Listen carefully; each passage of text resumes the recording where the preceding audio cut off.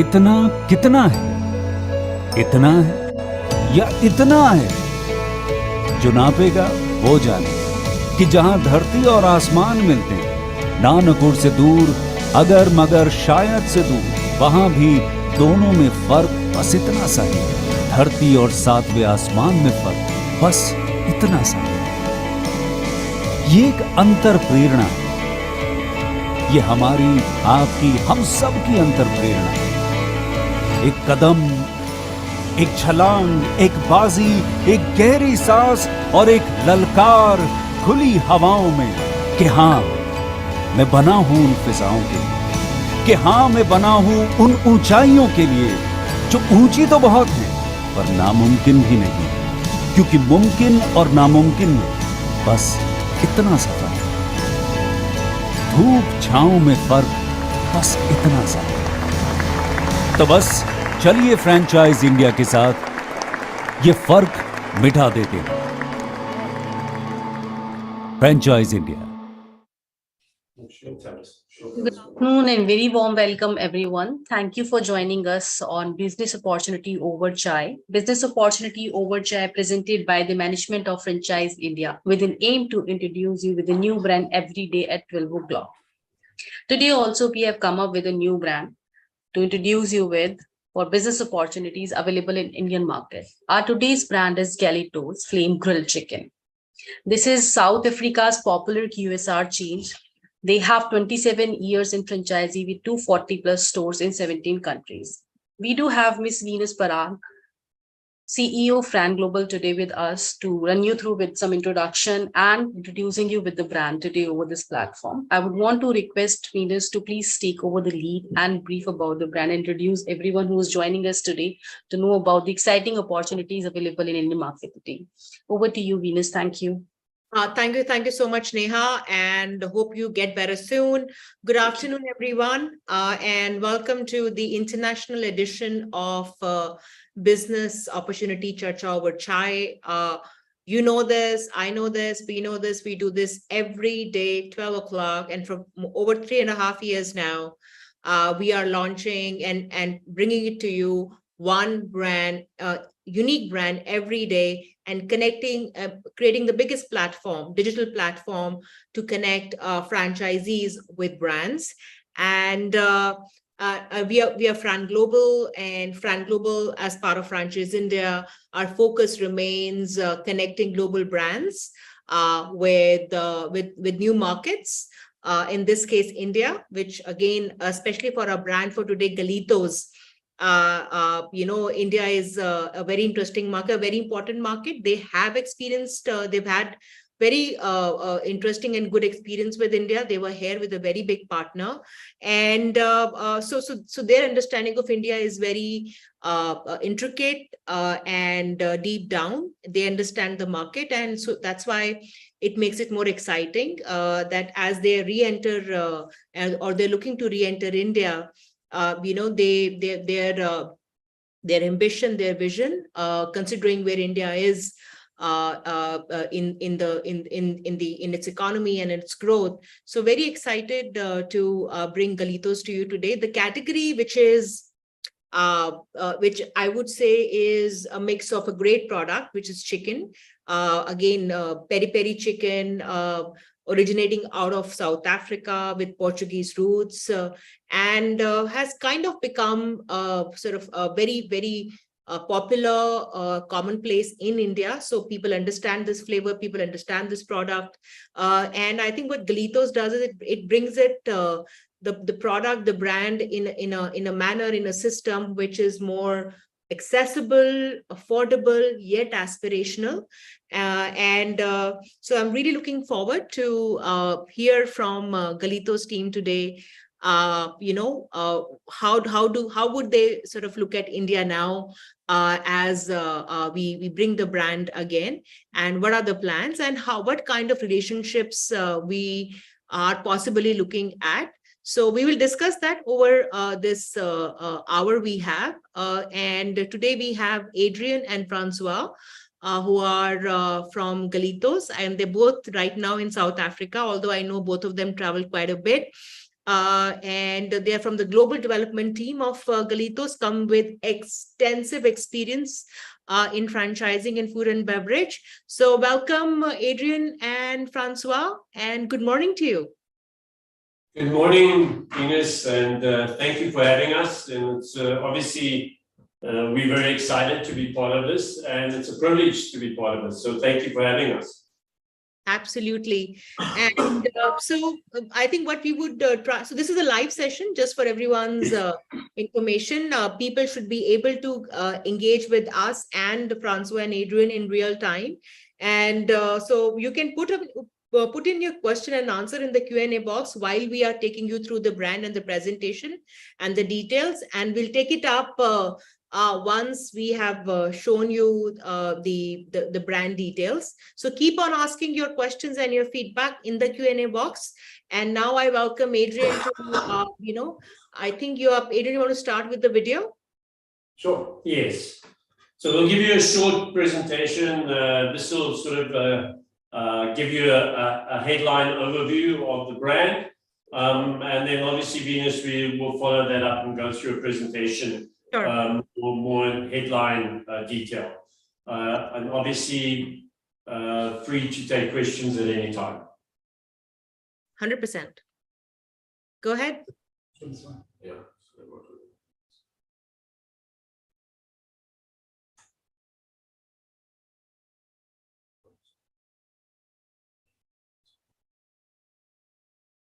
We can see the screen, but it's not playing.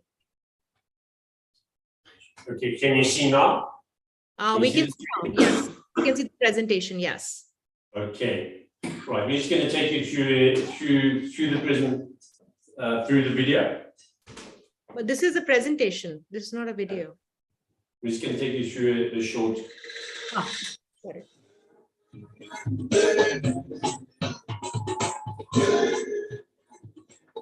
Yeah. So if you stop the video,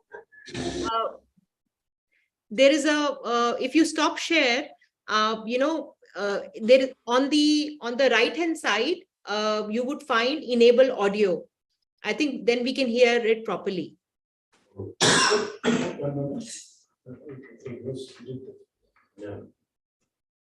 So stop share.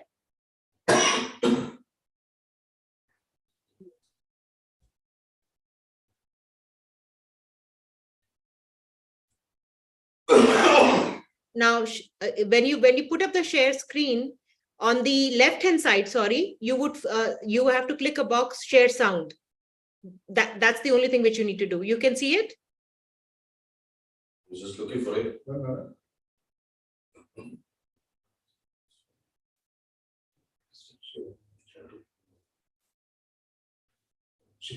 Yes, okay, 1 moment.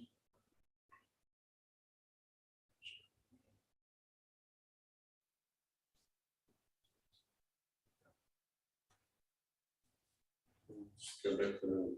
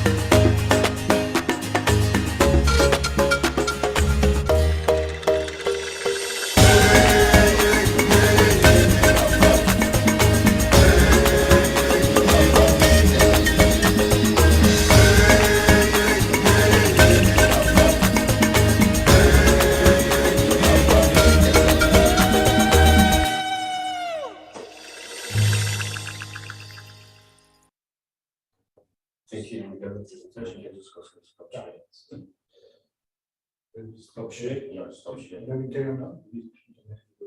Okay, sweet. Okay, just stay on one second. Can you hear us? Yes, Can yes. you? Yeah, Yeah. we can hear you. And we heard the video and saw the video clearly. Okay. If you want to share the presentation, you need to stop the screen and then reshare the screen. That's how it Okay. typically works. Stop share. Stop share. Stop share. There we go. That's fine. All right. Now you're going to go to this presentation.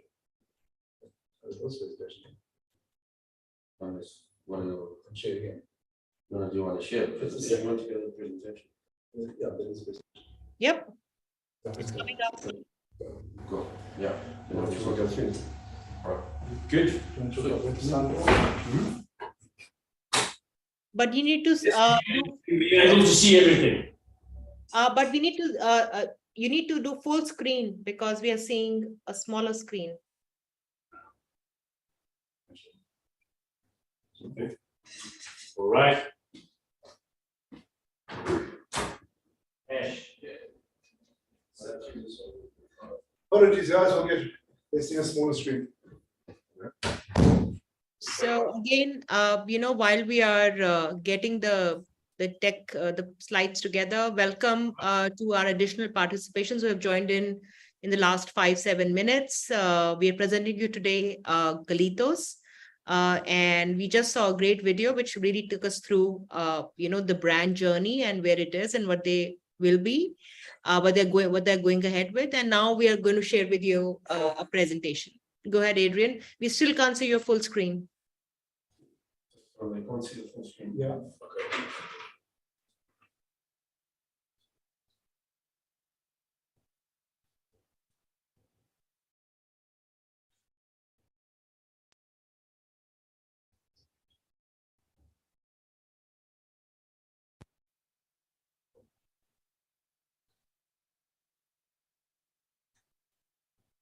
Yep, working.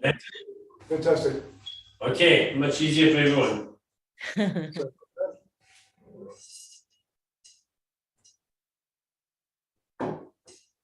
Okay, Venus, can you hear me?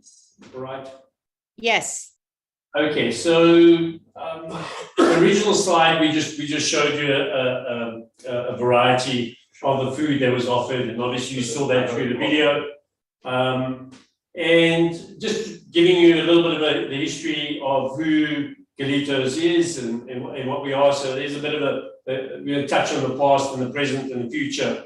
The brand is 27 years old. We started in 1996. We currently running 250 franchise outlets, 15 countries and in 4 continents. And we're serving, as you saw in the video there, over 1 million meals per month worldwide. And at the moment, we are very focused on our future goals, and that is to reach 300 stores by 2025. Part and parcel of our drive is that we're a very engaged team, and the founder, which is Louis, who's the founder and our CEO, he remains passionately in the business, involved in the business, invested in the business. So, as I just mentioned, Louis is involved in the business. When we opened our very first store 27 years ago, it's notable that store where we started in our roots, that store still remains open today. It's a very popular store. It trades incredibly well in the South African market, continually up in the top 10%, which is a great achievement for a store that long, and considering all the development that's happened behind it. We pride ourselves on working, towards a customer loyalty base and driving that, working close within our communities, that within the South African market or an African market or in our international market, the same principle would apply whether we're in Canada, whether we're in Kenya, whether we're in South Africa. At the heart of our business, obviously, is quality and ingredients and the quality around our product. I think that we've put in a lot of effort, developed that through the years, but it's always been sourcing the best that we can. And then that local source product, obviously going through our accredited central kitchens, which we've invested heavily in to international standards. We've recently had Tetra Pak from Denmark do a lot of work with ourselves and work on our production unit in Nelspruit.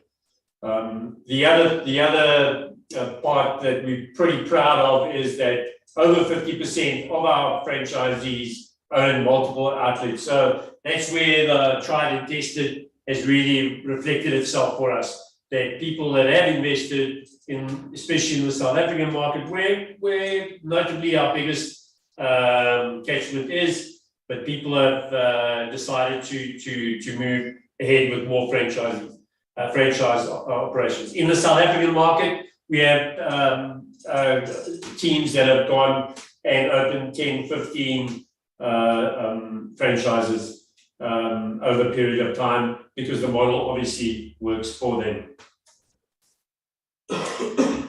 And if we talk about the model itself, Galito's offers a substantial channel of outlets. When I say channel, it's channel categories in the market. We would work typically in a high street, suburban area, urban area. That store that you typically see on a busy corner in a prime retail area. We have our food court models, which is something that we can use close to universities. We're in a shopping mall environment. We're also in areas where you would have transport hubs. So this lends itself for airports, for bus terminals, for train terminals. It's a smaller footprint. And then we have casual dining. And the last slide you see there's a Galipod. The Galipod is an initiative that we mainly drive in Africa. And it's something that we test the market with. We get up to a certain level of trade, and then we change that to a bricks and mortar.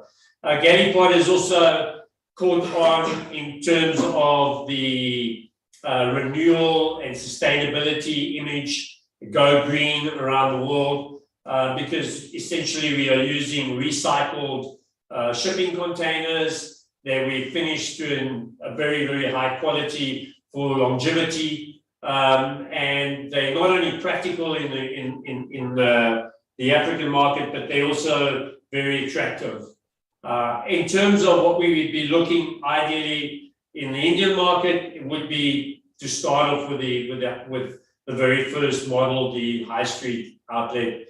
We see that as establishing itself, and then from there, looking at the options that one has in the pool. Notably, the food court would be, or kiosk, a smaller unit would be an option. And then just touching on what we see as a business model for moving into India. And obviously, India and South Asia, a very important part of the world for us. And we would be excited to engage with the right partners. But we are looking at the QSR franchise model. And this model has shown positive growth post-COVID. And this is not only a phenomenon that happened in South Africa, but it happened in the rest of Africa.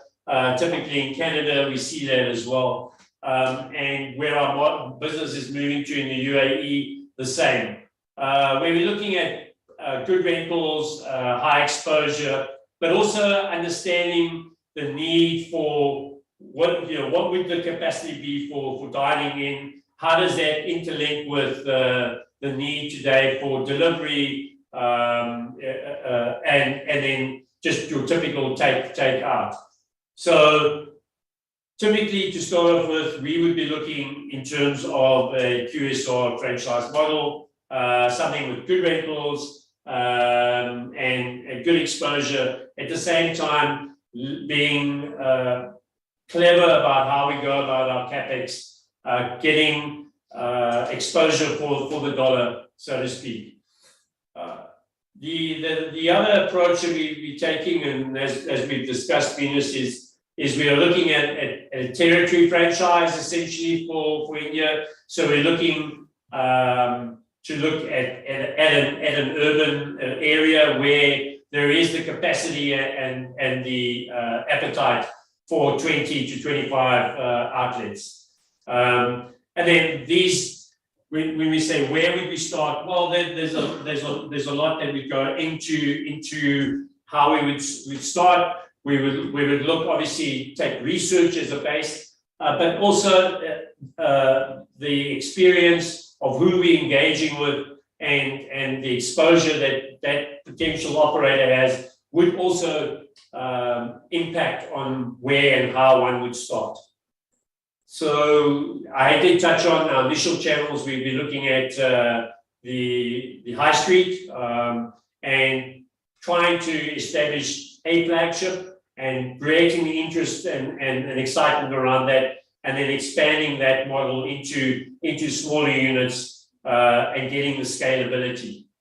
In terms of supply, it would be as much localized as possible. We do not specify equipment from, for example, South Africa or the US. What we do is we go into a market, we want to support the business as much as possible from the local market. And we've had a look at India. There's nothing in our makeup in terms of our equipment that we can't source locally. And the same applies to the front of house, the design, the fixtures and finishes. So we are very confident that we would be able to apply a localized model. And in terms of supply chain, the only current external import that would apply would be our sauces and marinades, which are coming from South Africa. Currently from South Africa, we are in the process of working in Malaysia to do a production outlet there. So we see in the future, we foresee the Middle East and Asia, the Asian market being supplied out of Malaysia. Can I ask a question? Yes, please. So going back to, so what we are really saying is, I think just for the audience here, we are looking at different area development partners, and in India, again, too big. So we divide India into 15 to 18 or different areas. And every area, on average, we should give us between 20 to 25 outlets. Now, this partner would be opening their own stores. Would you allow them to sub-franchise, or this is like a direct development? Ideally, we would prefer to have corporate owned. However, we are not opposed, and we do operate with sub-franchising. But sub-franchising does carry the responsibility. Well, this comes out through your discussion with your partner. So to what extent is the partner got the appetite for scalability? To what extent do they have access to real estate, and to what extent do they have the capacity to manage multiple units? And it's in that area of managing multiple units where sub-franchising becomes key. So you do have parties that demonstrate the capacity to be able to do it, and it makes sense. These could be partners that are already involved with other brands and doing similar, or they are partners that can clearly demonstrate they have the capacity to sub-franchise. So are we against sub-franchising? No. It's the manner of sub-franchising. We firmly believe that in every territory we go to, we need to put down a flagship. We need to show our wares, show our goods, prove the model, and we obviously would work together with the operator on that. we feel that you should have a substantial amount of corporate owned, so that you are then in the best possible position to sub-franchise. I think that's very well put, Francois. I would echo that. And I'm assuming that we would be getting a fair bit of response on this. So I think Galitos, first of all, now that they re-enter India, is very focused on one, the brand equity and the brand positioning, and also the scalability. So I think the first focus is if we have a partner who can deliver and drive growth into their specific areas. And I think in the previous slide, Francois did mention that apart from the sauces, and now they're in fact working on getting the sauces from Malaysia, everything will be sourced within the country. So a partner, if their capacity to be able to intelligently convert and help themselves and their following sub-partners for supply chain, marketing, and everything is going to be very important. So, but the brand is open for the discussion as long as it meets the brand standards and what they really want to build in India. So that makes sense, Francois? Yes, it does make sense, but it makes sense on various levels. People often have this debate about how much you should control as the brand, as the franchise, and typically your American brands insist on you importing a wide range of items. And to your point, no, we want to do it locally because number one, we see the sophistication of the Indian market, and there is no doubt, and I have experience of the Indian market through other brands, and been dealing in India for many years. There's no doubt in my mind that everything that we have is locally available. And us as a brand, we would just simply sign off the standards. But it just makes economic and financial sense in terms of why bringing X, Y, and Z from abroad when it's right in your own backyard. Probably, definitely as good a quality and potentially even better. So that for us is where we hopefully can share a model that reflects a good good CapEx model that then excites the capacity for scalability, because you're not overly investing in terms of your CapEx. No, that makes sense. Please go ahead, Francois. I thought that it was important to kind of just... Okay, so just from the franchise support, there's a wide range. There's a couple of numbers here. I mean, in personal questions, we can go into deeper detail. I don't want to bore anyone. But obviously with menu development and costings, we do that in conjunction with the territory operator. And when you say menu development, there are menus that we have a core. Chicken is the core, it's the heart of what our business is. However, we do recognize that in certain parts of the world, there are localization, and we bring that in. If you look like at many QSR brands, when you look at what is reflected in the menu of, say, Asia versus North America, you'll see far more of a rice offering in meals in Asia than you will in North America, and it's there for a good reason. And we would be no different to that. So we would work together with the territory operator in creating what is applicable to the market and building around our core product. If there has to be more of a veg offering, we do have that option to go, where we would do that more in Asia. There's certain markets I'm doing that now in Canada, and it all depends on where you are and who you're working with and what your target market is. In terms of us vetting people and we get into a certain point, we would want to visit India, obviously ourselves, engage with the partners, and likewise down the line, we would like those partners to potentially visit us, see what we're about. I think a lot in franchising, has got to do with relationships, paper. We can all put out fantastic documents, but I think, you know, in the end of the day, you're looking at a marriage of partners for the long term, and one has to be comfortable with one another. And we want whoever we deal with to be very, very comfortable with us, and we would like them to see everything firsthand as much as they can, because that gives you the feeling of, well, I can do business with these people. They have the capacity. We see eye to eye. Those things are so important. I mean, seeing eye to eye and understanding. I don't know how you define that in a document. I'm sure millions of people have tried to, but you know what? In the end of the day, you talk from your heart and your mind, and that's very, very important. In terms of site vetting and design, the initial design would come out of South Africa. We work with 4 partners. Again, our potential partners would meet our designers. And the reason is, you know, we want to carry the brand look and feel, the soul, the energy that's behind it. Down the line, we clearly can work with localized designers.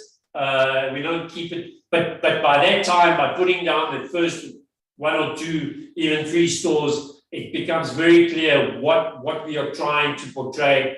And that's very important, because that's what the consumer sees. The consumer sees that look, feel, design. What are you on the high street? They don't really see the operation behind the wall where everything is being prepared. And that's critical to them. We like to engage with local partners because they also give us feedback about what is trends in their market and how we should, you know, how we should go about it. So site vetting and store design, we're very, very involved in that. Full training is key. Training for your staff. We put a lot of emphasis on that. Your key management, the key operators. It's important that they know what they're doing, because eventually, as this filters down, the best trainers are the people involved in their business, and we would like to impart all that knowledge to our potential partners, so that they are ultimately we in one step. It's one heartbeat, and they actually execute it. But the initial training, we can decide it can be in South Africa. It could be in the UAE, but we together with our partners we decide what works best for them. In terms of opening the store, we would have individuals from our side. We'd have a team helping to open that first store. Definitely be on the ground, and then there would be support visits, follow up. Again, I go back to to my comment about what is franchising, you know, and what are we looking for? We're looking for a long term. We're looking for partnership. So we're there to hold your hand, and we're there to interact. So, you know, it's not just, okay, we've opened and now you're on the other side of the world. No, it's an extension, and we're trying to create this, excuse the way I'm putting it, but this worldwide family. The partner would have access to our marketing material. We have online portal for many things in terms of operations, manuals, procedures that gets updated there. You use it in market for training as well. It's a communication tool. It links us all together. So that, in a nutshell, is how we would give marketing support. Not included in the slide is that we would like biannual updates in terms of, let's just quickly go through the market. What is happening in your market? What is the microeconomics? What's the macroeconomics? You know, where are you in your development schedule? What do you need? What is moving? What is not moving? And we have that just a one-on-one business discussion. And obviously, it's backed up by the numbers, where our finance and your finance. And when I say your, I mean the potential new partner. We share the management reports, which is a structured management report, and we talk comparing apples to apples and understanding what is moving in the business. And from there we can share examples of what we've done in other parts of the world, or, you know, should we be looking at a typical conversation would run around menus. And when you're doing a new menu launch, and what is the margins that you'd be looking for? And do you need a loss leader or don't you need a loss leader? And these kind of discussions would happen at least on a biannual basis. So yeah, in terms of the financials, we start off by working with each model, each store, obviously on a set of assumptions, and we've got a built model that we would then plug and play, and it's scaled to every international market. And obviously, the highlight in those models are your rental, and your labor. In Africa, utilities becomes a large part of that conversation. But what we're trying to say here is that we work on a model whereby we manage everyone's expectations, your expectations, our expectations. It's useless just going and just working on gut and saying, oh, that's going to be a humdinger of a site. We actually pull it apart. We go on an assumption model. Typically, we look at our return on investment in terms of what we're going at the moment in North America, in Africa, in South Africa, ranging typically from 30 to 48 months. We do have the individuals that invest ahead of the curve, and what I mean by that is they know that there's a massive development coming. They're prepared to sacrifice maybe a lower turnover in terms of lower transactions because they want to get into a site that they know is expanding. This is usually in new areas where massive new developments coming. Maybe a new airport is being built, maybe a new university is being built, maybe a new urban development is being built, and you really want to get in ahead of the curve. And by doing that, you're actually getting in terms of good real estate value and putting your name out there first. But those are obviously unique opportunities. We would rather, your day-to-day typical opportunity we run on is 30 to 48 months. In the South African market, just giving you an indication, and these things vary, we're looking at, we run a very, very good business, given our average ticket value in South Africa on a 5,000 to 6,000 transactions per month. We have stores that are going up to 22,000 transactions, and obviously an absolute humdinger of a site, but that's our ideal. And then would be discussed with a partner what is accepted in that market, because clearly we would build into our assumption model and our store model what transactions we would be expecting. In terms of what we're building for in South Africa and in Africa, we are looking at 150 square meters outlet at 120,000 US as a build cost. Now that varies obviously from market to market, and again that is pumped into your business model. But I'm just giving you an indication of what is happening in Africa. I've indicated there the royalties is 5% and brand contribution 4%. Obviously, brand contribution, marketing, that's a discussion that doesn't come. How that gets spent, it's obviously spent for the market. It's not for the brand. Brand might take some support out of there. In other words, you might say, okay, develop my menu more for me, be more involved in that. In terms of the website, where does a percentage go towards that? But brand contribution generally is spent in market and for the brand in market. So it's not a contribution given to Galitos as such. And that's in a nutshell. Thank you. I'm sure that I just touched on the headline. I didn't want to get down to nitty gritty, but again, and I think just I'd like to end by saying that clearly we would be we really excited and are very keen to enter the Indian market. It's just India brand. India is a great brand, as a country. For us to be associated in that country would be fantastic. It'll nearly be as good as us beating you in cricket now and then, which happens very rarely, I must say. But no, and you know what? And so we're looking for a partner that speaks the same language. Hopefully, we both go watch a cricket match together as well. And as a brand, we are very grounded. I mentioned that Louis, a founder, who myself as the MD, we have a more than 30-year relationship being in business. He's very involved in the business. We don't have too many high-level board meetings and long processes of making decisions. We like to get involved day to day, but it's very important for us, the relationship. No, I think you have presented very well, Francois, and your experience really is very vast.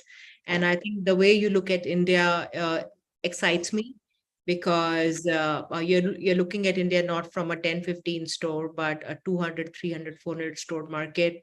And I think we definitely would love to have Galitos in the country, because we can always eat more chicken, tasty chicken. And one question, which I would typically get is, so I think the way you laid out, and between South Africa and India, there'd be some similarity on what you would call economics and people. And so what is a typical ticket size in South Africa for you when someone comes to Galito store? What kind of monies they are spending? And would you equate that with India? Like in dollars, in US dollars, I can convert that in India. Okay, in dollars, I'm just gonna, that their exchange rate changes so much. So I'll give you in dollars. In dollars, we're looking at $6.30. Wow. That is our $6.30 is our average ticket in South Africa. That's a great ticket size if we can Yes. deliver on that. So $6.30 in India would be about 500 odd rupees. That's a great ticket size. And so I think we don't have to really sort of, change too much in terms of the product, because it's chicken, and yes, everything will be sourced within the country. There would be some variation in the price range, but it's the price is affordable, it's sizable portions, and the flavors which are very familiar and liked by the Indian palate. And it's with the Francois, Adrian, and of course the whole Galitos team, and of course the founders are very, they are, when they approach a market and a prospect, it's something which is direct, and, we would definitely want someone who is looking at least building minimum 10 stores, because that's how you can enjoy the economies of scale, the benefit of supply. Yes. People. So this would be, if you are in the F&B category in, let's say, Delhi, NCR, Punjab, Bangalore, Chennai, Hyderabad, Mumbai, Kolkata, I think this brand can really sort of, fit very well in malls, definitely food courts, even in high streets, if you have good high streets, high traffic corporate areas as well, because there's good lunch and dinner options. So as long as you have the capacity and ability and willingness to build a certain scale, we should be able to reach out to Francois and Adrian. They're very approachable, although they travel a lot, but they're very approachable, and try and see how we can put this together. The model is very simple. And being the supply chain being integrated within the country makes all the difference. And Francois and team will be working for designing and everything. It's not that complicated, because they really understand the Indian market there, because they have managed multiple stores here. So just to add to what you said, Venus, so we look at the psychological entry level in South Africa in the quick service industry. It's very competitive. To give you an indication of how competitive the chicken market is in South Africa has the 4th largest Yum or KFC market in the world. Number one being China, number 2 America, number 3 Japan, number 4 South Africa, which is 980 KFCs. Wow. In South Africa.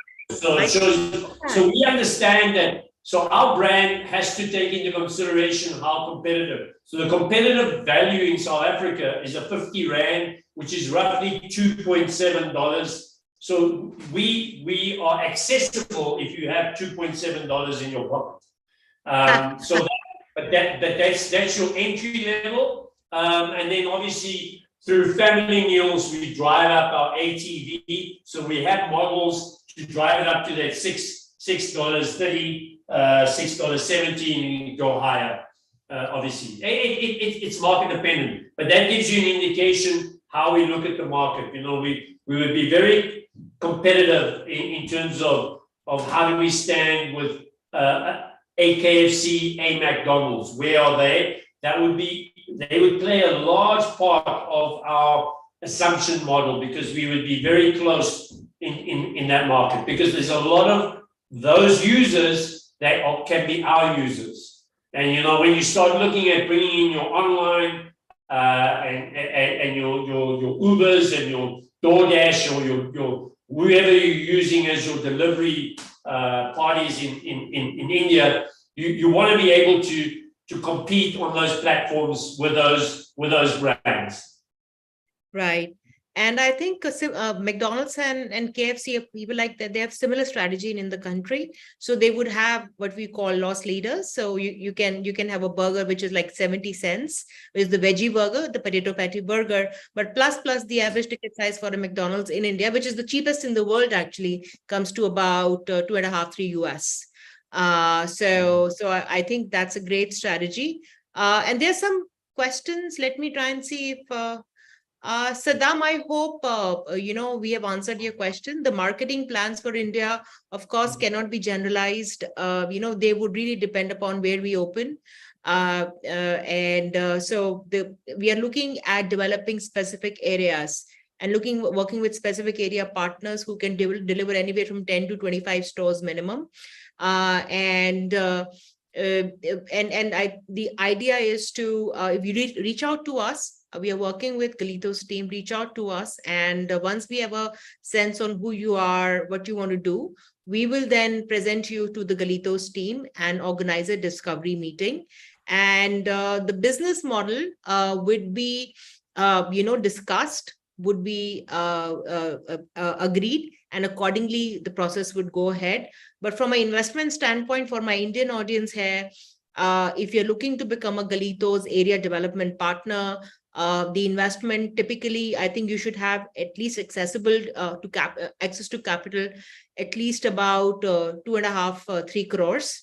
You can actually build a good business, start with that capital and build a meaningful business. But again, having one store is something which is not going to make sense to you or to the brand. We are looking at someone who can build multiple stores for us. Anything to add before we wrap this up, Francois, Adrian? No, I see some of the questions there on the side as sort of what is the revenue per store?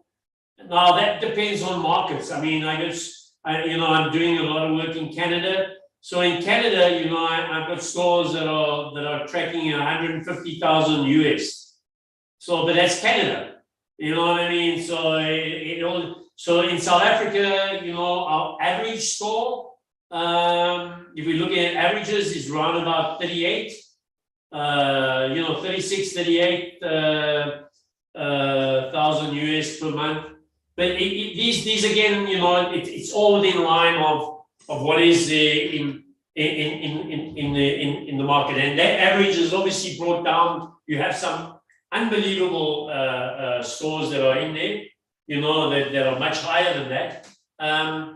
But yeah, so it's a difficult one to say specific, or what is the average revenue. I mean, very important. I think people that ask that question, and justifiably so. I think it's about how many feet can we draw through a store, because I think you can build a lot around that. If you're selling a Rolex watch, you don't need too many customers through the door. But if you're working in that $6, $7 range, you want a certain amount of, I don't know if that helps the gentleman or lady that asked that question. I mean, that would be my answer there. That makes sense. And again, I think the ticket size of yours are not very further away from what they would be in India. Yes, we would have, as you mentioned rightly, Francois, there might be some loss leaders to kind of get people in, but overall the average would come up, because when people would eat, they would eat mostly they would eat a complete meal. Yeah.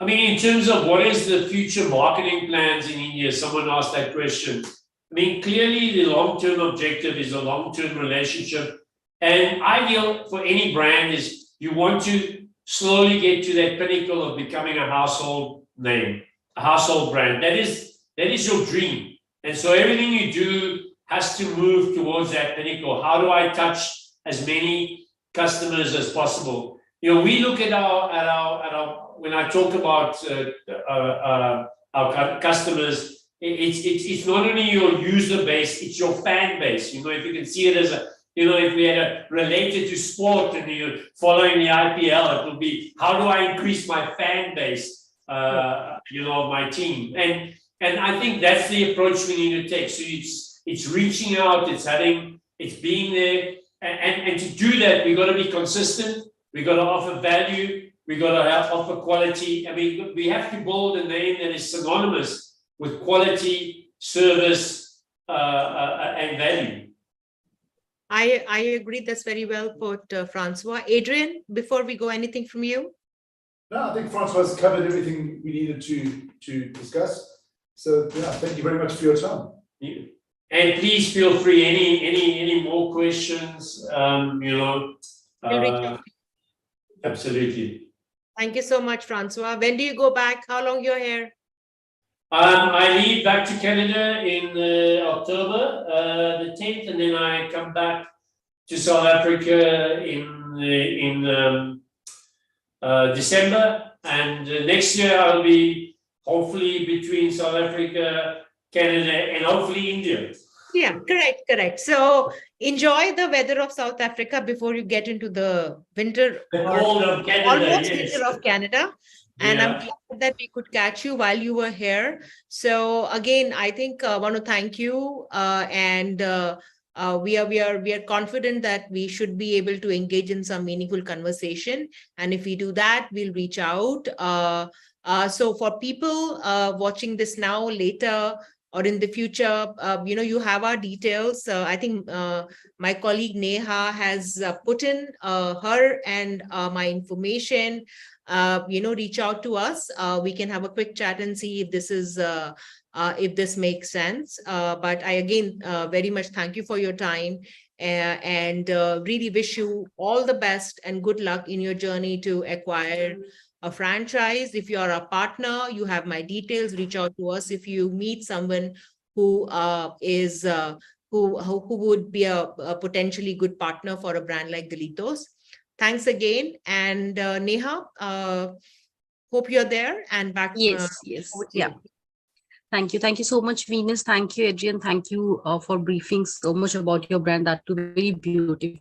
I'm sure the people who are watching you live, they have so many queries. So you try to answer all the questions without even asking, but I have mentioned the details. Guys, if you have any query related to brand and you want to have one-on-one discussion, you can connect with Venus directly at 898-101-84898.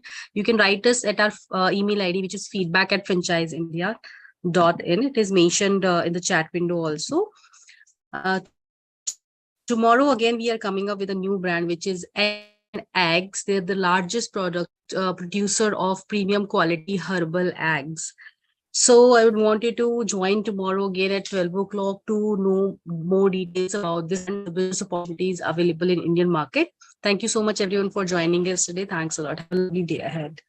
Thank you. Take care. Bye-bye. Thank you. Thank Bye. you. I love the good.